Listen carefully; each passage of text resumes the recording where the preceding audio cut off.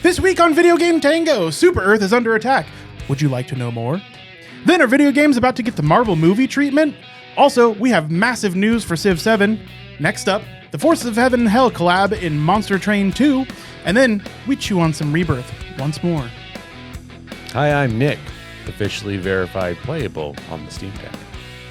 Hi, I'm Josh, and in dog years, we do a podcast every week. I'm Andy, and this is Video Game Tango.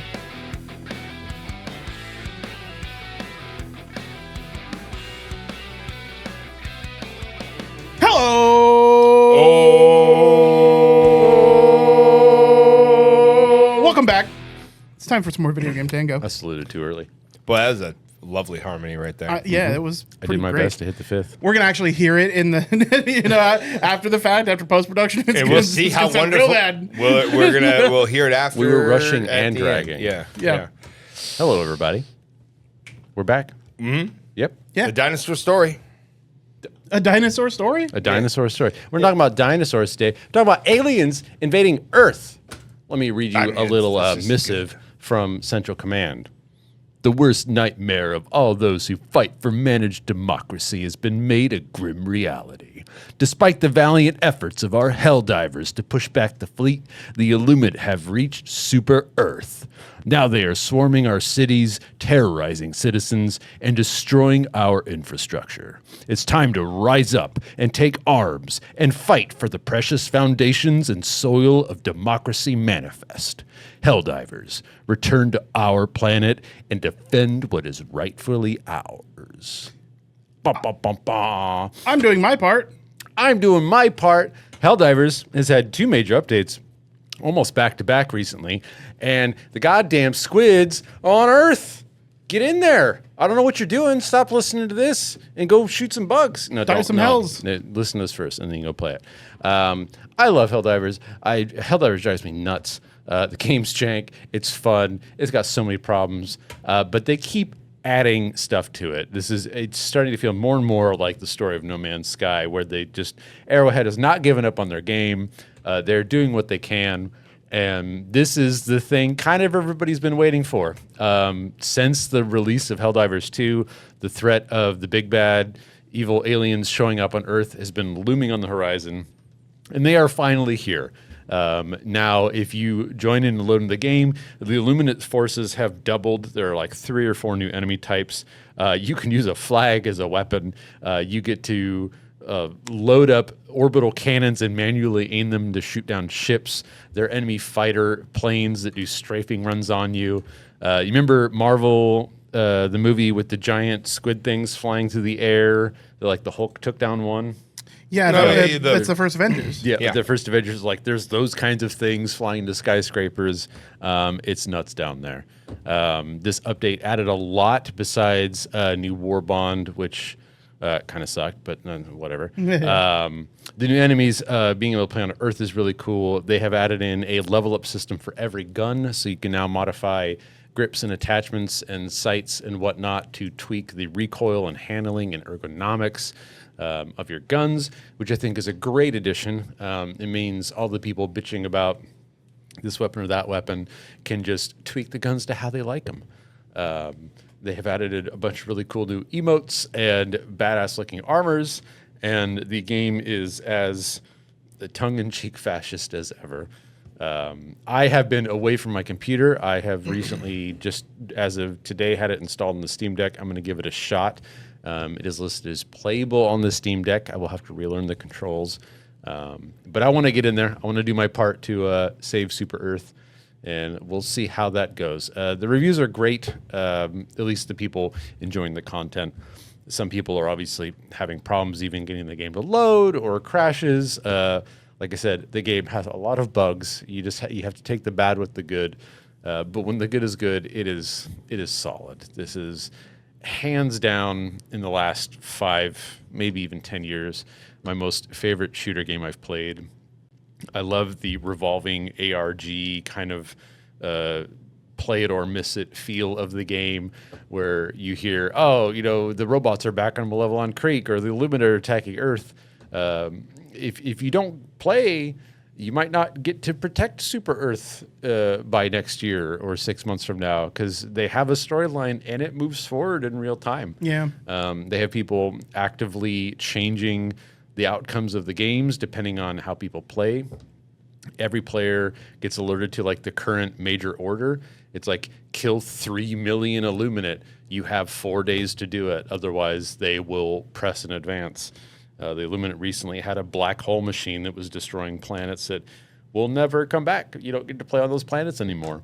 And that kind of, I don't want to say live service, but like live gameplay. I like it. It means that players, to an extent, have some agency.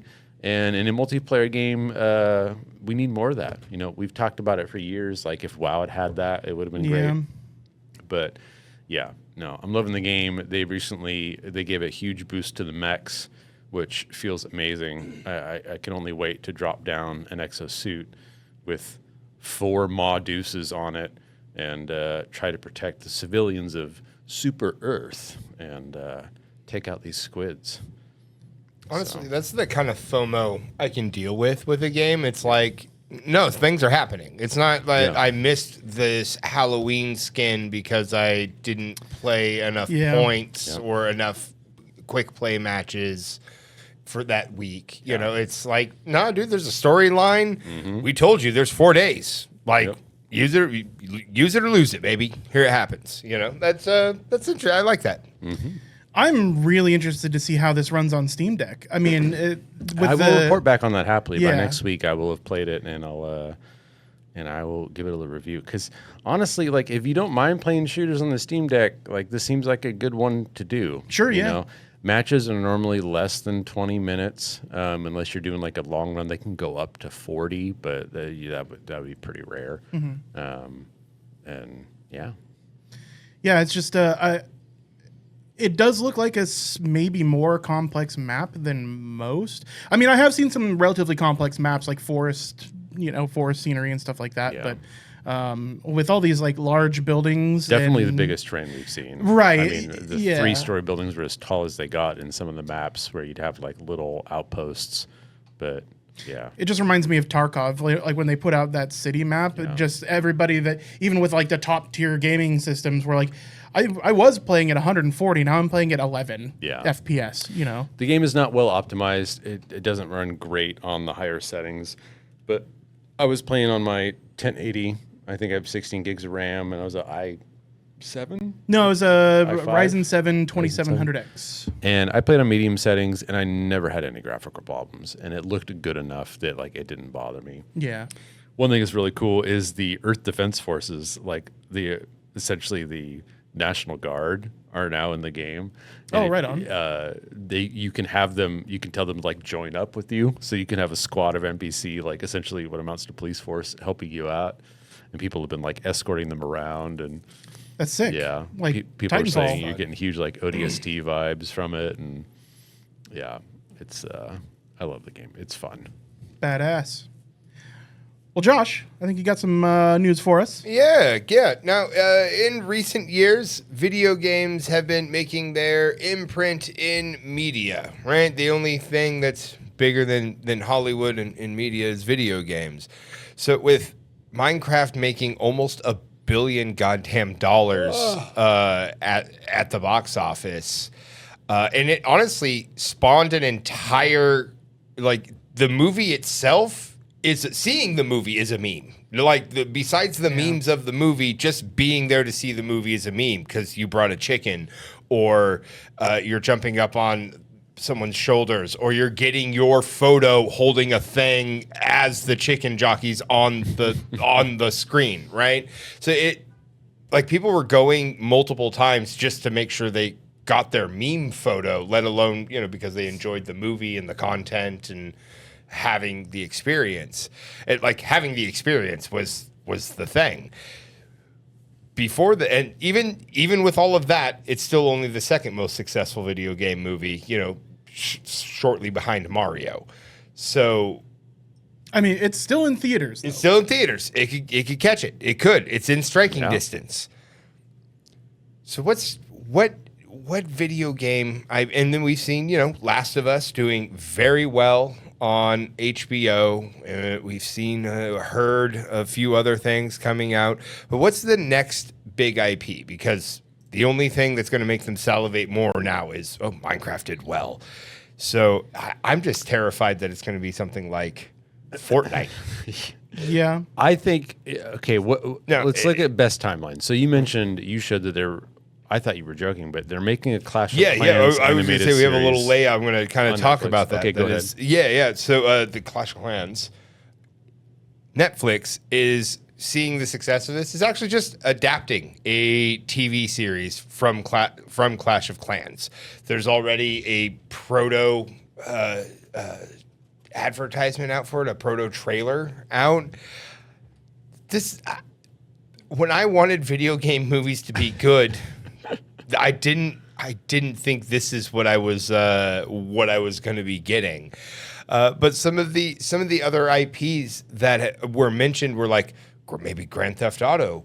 Also Fallout. Can't forget to mention Fallout, which comes back again. Is already coming back at the end of this year. So wow, that's quick. Quick turnaround.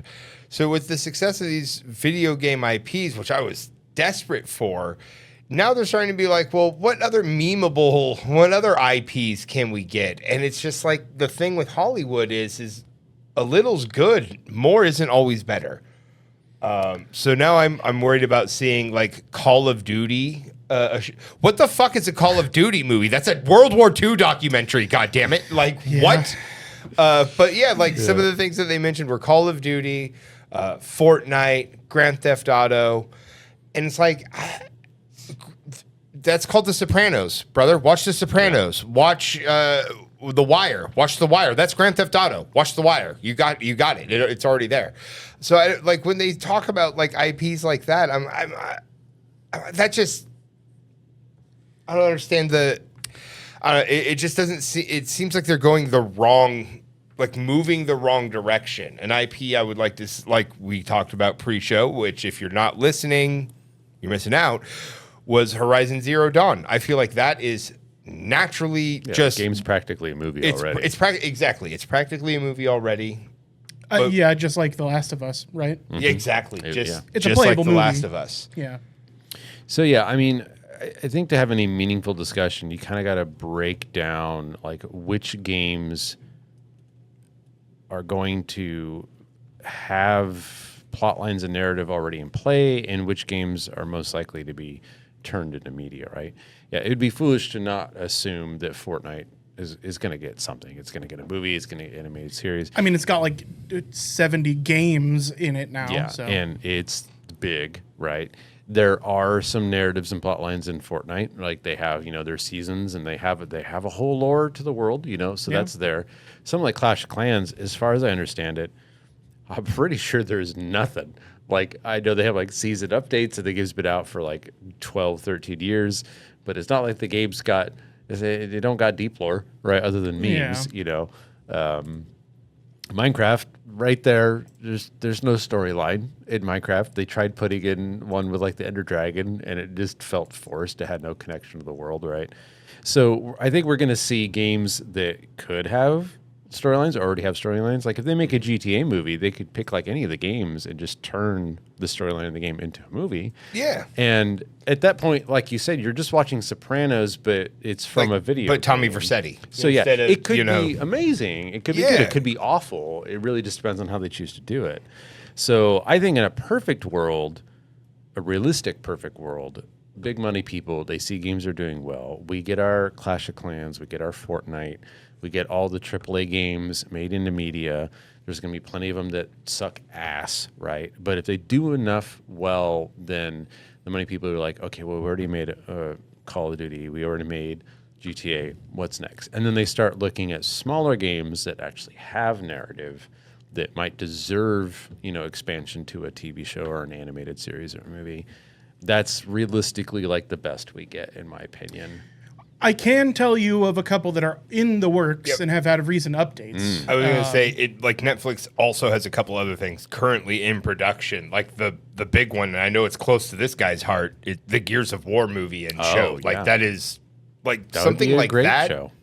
Is naturally fitted for I feel the small or the big screen.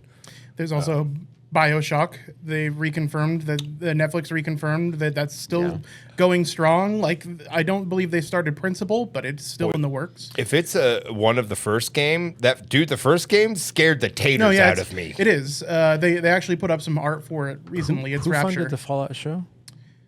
Amazon. That was Amazon. Yeah. Okay, so I don't know if Netflix has Amazon money, but They actually usually put more money into their TV properties or their video properties than Amazon. Amazon just has the biggest one. Yeah, right? they have a huge well. with just with sinking so much money into Lord of the Rings.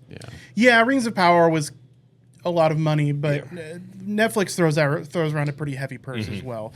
But then on top of that, Netflix also has the rights to the Zelda movie that is apparently also in production. Again, I don't think it's in principle or anything like that. No, so again, something like Zelda, boy, after the success of Mario, that's kind of exciting to see. And I saw some fan casts for the Zelda movie, actually. Well, the renewal of information as far as the Zelda movie goes is that they have started casting. Yeah. They've actually announced some of the actors and actresses. live action. I don't know. I really hope the only Zelda thing does that's out not right now lend is casting. itself well to live action. There's no way that's going to be good. It is so over the top, larger than life. Yeah. It's going to look ridiculous unless they really change the tone of Zelda, which I'm not opposed to. Sure. They've done it within the games. Yeah. Like you look at Wind Waker versus the one that was before it was Majora's Mask, right? Link doesn't talk. Right. For me, that's kind of the biggest issue. That's weird. Yeah. Like, are they going to make him talk? Are they going to pull a Master Chief taking off his helmet in episode 2? Right? I don't know. That's just. So with the success of several video game properties in a row, what my fear, as both a lover of cinema and video games, is that I'm gonna now get the Marvel effect on video game properties, because we've seen like a few blow up, a few do really good, and don't get me wrong, Marvel's back, baby. Go check out New Avengers, it's fun, but it's the 27th Marvel movie. So, right? It could vote 9 movies ago. Yeah. So, that's my fear, is that it's just going to be, and not all of the Marvel movies are winners. Let's be honest. I mean, it's a well-substantiated fear. So that's, I don't know. Is the glut coming?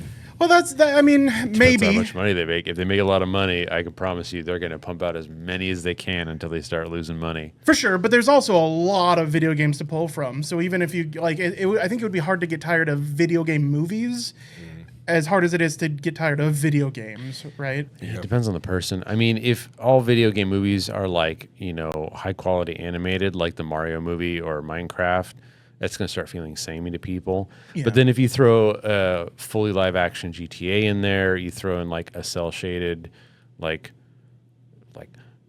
fucking Hollow Knight movie or series or, something like that, I think there's a wide range they could do. My hope is that they deliver the same amount of variety as gaming has blessed us with. That would be my hope. Yeah. Cyberpunk 2077. Yeah. Could see them potentially making a movie out of that. It would take a hell of a budget. Yeah. Although we did get. Well, they got did Edge the Runners. animated, yeah. Yeah. The animated, that costs a lot of money. Phenomenal. I honestly think a live action Cyberpunk movie would probably cost less than the animated Edge Runners. Maybe. Yeah. Yeah. Anyways, are we ready for the biggest announcement? I don't know, man. The most special announcement? Just do it. The utter shadow drop that is Civilization 7 VR. Monster Train 2 came out today, by the way. I know I've talked about it in the past. I had forgotten about it, that it was coming out. And yeah, already sitting at 500 positive reviews, very positive. Looking at the comments, like there's easily 4 or 5. It's like, this is like Monster Train 1, but better in every way. You don't even need to play the first one. And yeah, I'm very excited. Talk about something perfect for the Steam Deck. Oh, yeah. I don't know if I would immediately jumped to Monster Train as like, oh, you haven't played roguelike deck builders before, play this one. But it's up there, right? Yeah. Obviously we have like Slay the Spire and Balatro. Balatro's probably much easier to get into, and Slay the Spire is the granddaddy. But Monster Train is one of those games of the generation that they had the opportunity to learn from stuff like Slay the Spire. It's in the same realm as stuff like Into the Breach for me. What's the FTL? Into the Breach. Yeah, sorry. Yeah. Confusing myself. And Breach Wanderers is originally what I was thinking of. But yeah, besides some of the iconography, there's a lot of, as you can already see, buffs and debuffs on the enemies. You got to learn all the iconography. The art is very over the top. Some people aren't a fan of like how extra everything is, but even the first Monster Train was extra. The soundtrack is basically metal, like new metal. It's very over the top. But yeah, no, the game's getting really good reviews. I'm going to play it as soon as I can. Even the negative reviews on Steam are like, I wish I could give it a mixed review, and it's mostly for small reasons. So very excited to try that out. That just came out. Needing an i5, 8 gigs of RAM, a GTX 760 for a minimum. So yeah, it doesn't take much to run this thing. Nah, it'll play on pretty much anything nowadays. Like it'll play on integrated Intel as long as it's within the last couple of years. No problem. So yeah, looking forward to trying that out. And that is sitting currently, it is $24.99. Reasonable. If you like these kind of games, I mean, you're going to get hundreds of hours out of $25. It's a good return on investment. Yeah, and if you're into this kind of game, like you've probably already played Monster Hunter. Let's be real here. Like if you know this kind of genre, you've probably, because you're like, this is daddy. Like there's the granddaddy, but this is daddy. Yeah, it staked its claim already. So it's got its players. Just letting you know it is out. Go check it out. Let us know how you feel about it. Yes. I think we've just got one more, if I am correct. I know I've talked about it at length previously. Multi-track drifting? No. If only. Final Fantasy VII Rebirth. I'm going to talk about it one more time on the podcast. I gave my early review of it, I guess, my early impressions of the game within the first 15 or so hours. I was a little lukewarm on it, just like I was with Final Fantasy VII Remake. Both of them took some time to bake for me. It's taken this long, but I've realized it's because I have a bias. Final Fantasy VII, the OG, just has a special place in my heart, and any deviation from it or a different feel in the milieu detracts, or it feels like it was detracting from what was some of my favorite memories in gaming ever. Even just like sitting at Nick's house and watching him play, waiting for my turn so I can jump onto my save and play the exact same thing that he just did for several days on end, or going back and leaving my PlayStation running for the first year that I owned a PlayStation because I didn't account for the cost of a memory card when buying the PlayStation. Better beat it in one go. Yeah. Every time I died, I had to start the game over. I didn't have a save to load from. So it holds a very special place in my heart. It never outgrew its welcome. So like I said, any deviation in the newer games just left a little bit of a weird taste in my mouth. I've gotten over it, and now I understand my bias, and I can see it for what it is. And good Lord, I love this game. So you beat it. I beat it. And would you clock just in last hours night. wise? If I remember right, it was 136 hours. Dang. Yeah. Now, that is having skipped some content. I decided last night, you know what, I'm just going to double down. I'm going to beat this, and then so I can give my opinion on the podcast and be done with it for now until the third game comes out. And in order to do so, I had to leave some content behind. I do have a save for that content, and I will be doing that content and rebeating this game and probably playing through it again on hard.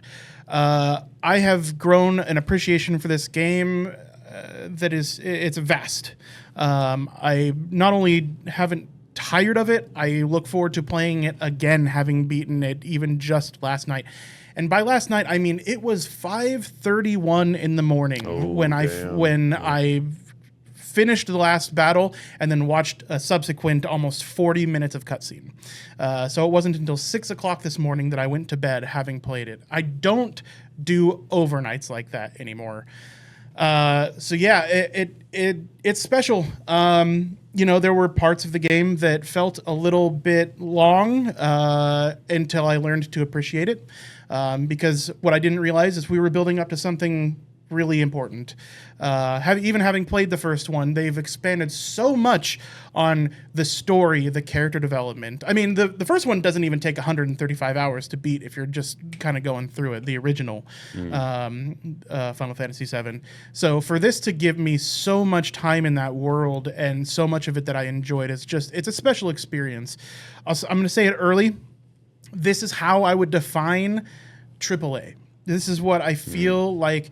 I see where the money was invested. I see the manpower and the time and the dedication and the art and the people. All of that is felt throughout this game. There isn't a moment of the game that feels unfinished. The combat is fluid and functional to a level that you don't see very often. They did such a good job of mixing the elements, the active time battle elements, which was an advanced way of saying turn-based, right? Yeah. They turned that into something really special in this game. You get a mix of turn-based and live-action combat, and it's done even better than Final Fantasy VII Remake. The amount of depth that you get out of the materia system and the base combat mechanics is impressive. But additionally, on top of that, having read some Reddit posts and seeing how some of these people are building and speccing their characters with materia is impressive. Like, sometimes the best way to beat a boss in hard mode is to die. Because you can build a contingency plan with your materia and the way you've geared your characters. It's something that I think is special. The skill ceiling on the combat is immense to a degree that I didn't realize as somebody who I would say is relatively advanced in these types of games. So my appreciation for that is massive. On top of that, if we're going to be talking about AAA, this is when we talk about graphics. The graphics are incredible. I don't think there is a game that I would say competes with these graphics. There are moments where the graphics and animation are so utterly real. Like, a scientist licking his lips between speaking is something that you don't usually see. It's something that is not normally thought of. But that happens. You notice it, right? Like, I don't know that I've ever seen a character lick his lips between sentences before in a video game. Yeah. The The attention to detail is massive. The whole experience blows me away. So real quick, the environments are amazing. You see all of the classic ones. Now, Final Fantasy VII Remake ends after you finish your exploration of Midgar. You have your initial fight with Sephiroth, which didn't happen in the first one. You really didn't hear too much about Sephiroth previously. So there are changes, which is one of the things that left a bad taste in my mouth. Having gotten past that, I actually really appreciate the changes because they are not deviating from the original storyline. They are adding to a new storyline, something that I can appreciate. It does get a little bit convoluted, and not in so far as like the Kingdom Hearts direction, but in it is there to remind you that you are playing a JRPG. Yeah. That said, I think it will definitely match modern Western sensibilities. I don't think there's any problem as a Westerner that enjoys video games. Less translation error from the OG. Not even just less translation error. I think it works with modern sensibilities. It is a serious game, has some Japanese like anime style tropes, but they don't overstay their welcome. The game has very intense and serious moments while having lighthearted dialogue and conversation, while giving you something really hyper emotional. I cried multiple times during this game. I've talked about this before. I don't cry very frequently. Not only was it an emotional roller coaster at times, but the ending. Like, I did not want the game to end because I was having such a good time with it. And knowing that I have to wait now for the third installment to come out. In like a year or 2 or 3 or 4. Right. It's going to take considerable amount of time. Yeah. So, I was saddened, but I'm also looking forward to playing it some more. It reminded me that I've got time to finish this to the degree that I want to before the next one comes out. And I'm just so looking forward to that. The game hits all of the regular story beats of the original. You start in Calm, where you go over the Nibelheim incident. You then go to Junon, where you go to not just Junon Harbor, where the giant cannon is, but you also get to explore the now fleshed out area that is Greater Junon, something that they weren't able to do previously. Mm-hmm. You used to get an overworld map where you ran around as a representative of Cloud and get random battles. You don't get that in this, and I was worried about that. How are they going to translate a world map into something meaningful and tangible in 2024, 2025? And they just fucking nailed it. I could not give any notes. While it doesn't seem as big because it's not the world map, it's not representative of an entire world, you are definitely present in the world, and it feels like it at all times. You never feel detached from Terra or Earth or whatever, the planet that they live on. Chocobos are back. I was worried about how they were going to implement the chocobo breeding and how they were going to implement the chocobo racing. But they did it so well. Chocobo breeding is absent from the game.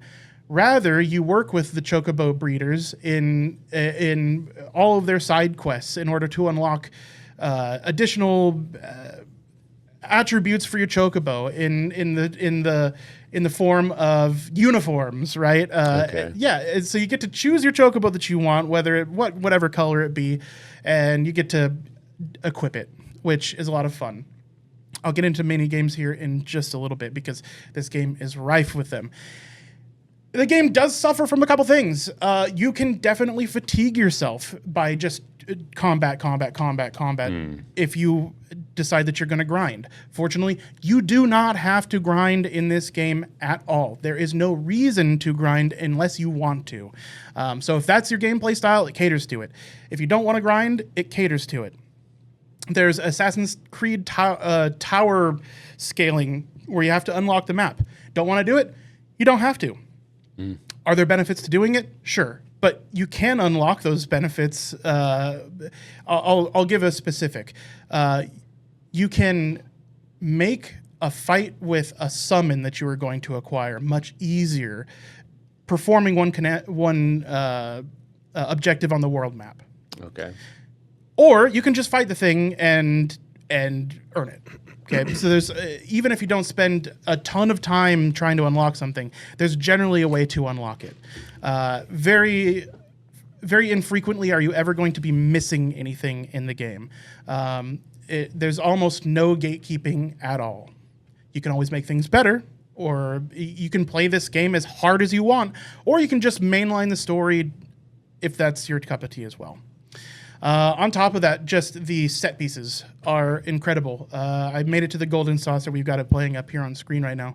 I made it to the Golden Saucer, which is a huge part of Final Fantasy VII. It is central to the game in its identity, in the amount of minigames that it has and gameplay that it adds to the game, but also just as the set piece. A lot of really important things happen here. And they nailed it. I had original complaints about the Gold Saucer because I didn't think there was enough variety. I just had to give it more time. Oodles of games unlocked later in the game. Yeah. Come back to Chapter 12, and you probably have a good 30-plus hours worth of mini games that you can play. They stick around just long enough, too. I always appreciated the original Final Fantasy that someone was like, hey, how about halfway through this game, we just put Las Vegas in there? Yeah. Well, and dude, it's such a nice break, even though there's like really emotional moments happening right around it and sometimes in it. Yeah. You get to take a break from the... Saving the world? Yeah. I mean, it's really nice. It breaks up the pace a couple times. Now, you don't have to. Again, you play how you want to. If you don't want to go through all these mini games, you don't have to. But good Lord, there's a lot.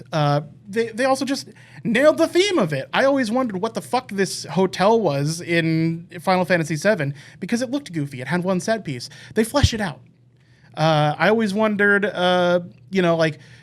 there's so much you don't get to see in the game because you have an isometric view of a still, where a static room. Yeah. This is alive. You get to explore it. The things that you couldn't see on your CRT television at 480p on the PlayStation is now in ultra high definition, some of the best graphics you've ever seen. So you get to explore the world as it was intended by the developers originally and explore their ideas. It's really neat. You go to all the coolest places right after you get out of the Gold Saucer. You go to Corel Prison, which is super memorable for me. You have the Barrett versus Dine fight for Marlene's heart. You go right after that to Gungaga, and you learn about so many people's favorite character, Zack. Right after that, you go back to Nibelheim so you can experience the incident at the reactor all over again with fresh eyes. Right after that, you get to go to Cosmo fucking Canyon. Like, you get to see Bugenhagen on his little floating materia and walk around. You get the scene where you get to talk about materia and the planetology and learn where materia comes from, the life stream and what it means to the world. And they add so much more significance to all of these things that felt tertiary in the beginning and may have built up later. They do such a good job of making them central themes of the game all along. And where Final Fantasy VII would sometimes feel disjointed if you hadn't played it previously, and you would get like lore dropped on you real hard. It evens the pace out throughout the whole thing, and you learn it in smaller chunks, and it starts to build and become more significant. So much of the original game took so much imagination and theater of mind to piece some things together. This doesn't, and sometimes I think encouraging imagination and creativity in a game is fantastic. This game doesn't stray from that; it just does it in different ways. But now they're telling the story in the way it was meant to be told in the first place.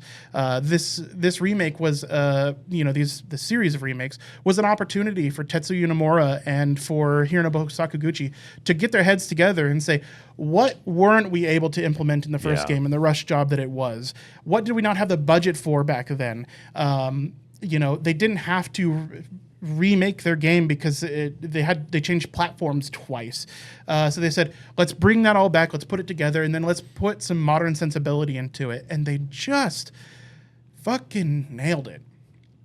Sid, he was on screen just a moment ago. Looks awesome. He looks fantastic, and it would have been really easy to make him look terrible. Yeah. Vincent looks like he belongs in this world where he was just basically mopey anime man. Barrett, who is just a ridiculously huge guy, fits in this world. They managed to make him funny and adorable, but also super serious at times, and you take him seriously. It's really impressive what they've managed to find a good medium where it could have been just fraught with error and issue. I can't express this enough. Everything feels complete. It feels very well thought through. And just the sheer amount of content that they're always throwing at you. There's always a new mechanic to learn. Some of them are gimmicky, but they never stick around long enough to tire of them. They may return later on in the game and you're like, oh yeah, that's right. Or they may expand upon a mechanic where they hadn't previously. Like Yuffie is a ninja. You never get to experience that in any real grand way in the original Final Fantasy VII. In this one, she fucking grapples around like crazy. She's got movement that nobody else does. She practices ninjutsu, and you get to practice that. Like you're throwing out your shuriken and you're casting magic through it. And just speaking of combat, it's just so fucking fluid. Like Yeah, watching it really seems like it's just one beat to the next pretty perfectly. You can 100% just spam X if you want to. You can throw it on dynamic difficulty, which will lower the difficulty if it sees you're having trouble. And it will be fine. You can just continue to hit X. But there's such depth in the amount of abilities that you get per character. The weapon unlocks that you get that teach you new ones. The materia system adding additional complexity on top of that. On top of every character plays very differently. It isn't just hit attack and they do attack. It's hit attack and follow up with something that's going to make you airborne so you can fight an airborne creature, or so you can dodge their next attack if you're fast enough. There's an entire dodge system. You have to worry about iframes sometimes. There's some abilities that you cannot dodge out of, so you have to think ahead on what you're going to be doing as far as how am I going to recover from this? And it gives you the time to do so. I do recommend you play this on normal and not on dynamic for your first time, even if you're just in it for the story, because it is challenging, but you will die sometimes, but it is not to a point where it's going to be infuriating. Yeah. That's great to hear. I'm glad you ended up liking it and it lived up to your expectations. Dude, it exceeded my expectations. I have a really hard time wrestling this in my head. Do I want to decide whether I like these games more than I like the original? I just don't want to make that decision. I've decided that I won't, but I might. You know, It's entirely possible. Just the some of these mini games that were showing up on screen could be games in their own right. Like I'd pay $10 for some of these games, no problem. Queen's Blood specifically, good lord. There is piano. You can play the piano like you would Guitar Hero. That's pretty cool. It's crazy. They have. There's so many games in this game. It's such a easy time getting lost in this game. You know, it's one of those games where you turn it on and the next time you look at the time, it's been 5.5 hours and you missed your dentist appointment. It's a JRPG for you. God, it's just it reminds me of good old days, man. I have to be honest. I got lost in this like I did the first time. And I'm really impressed by that because with my adult sensibilities the way they are now and the guilt that I give myself when I spend time playing games, I don't have any of that with this.